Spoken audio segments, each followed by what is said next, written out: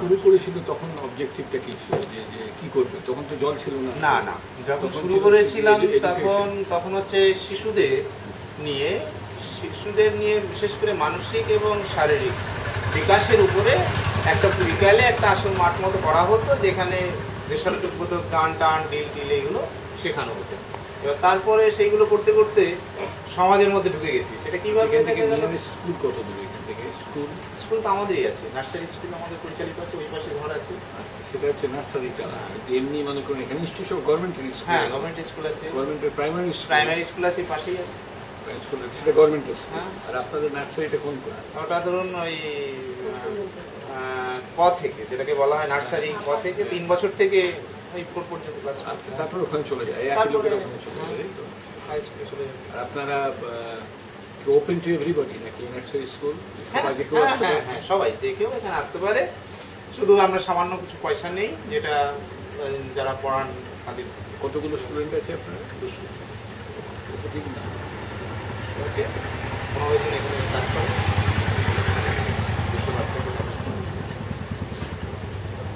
আর মোটামুটি জলের কাজ আমরা 2004 থেকে শুরু করেছিলাম। এটা জয়গোপালপুর বলে একটা সংগঠন, এনজিও, তাদের মারফতে, এবং সেখানে ওরা 2 বছরের জন্য এখানে একটা পরীক্ষামূলক প্রকল্প চালিয়েছিল। সেখানে কিছু জল পরীক্ষা এবং কিছু ফিল্টার দেওয়াটা এইগুলোর কাজ করেছিলাম।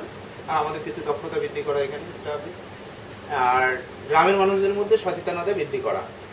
তারপরে 2008-এ এই প্রজেক্টটাকে অন্যভাবে নামানো হয়। সেখানে স্যানিটেশন বা অন্যান্য কিছু নিয়ে জলটাকে রেখে আরও 3 বছরের জন্য এটা প্রকল্পটা নামানো হয়েছিল। সেটা এই গত মার্চে শেষ হয়ে গেছে, 13 মার্চ।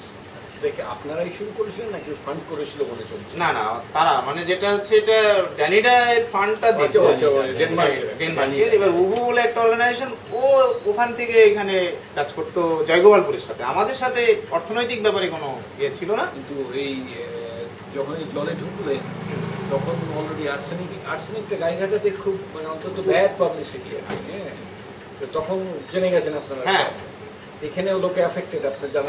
একদম, মানে রুগীও আছে, সবই আছে।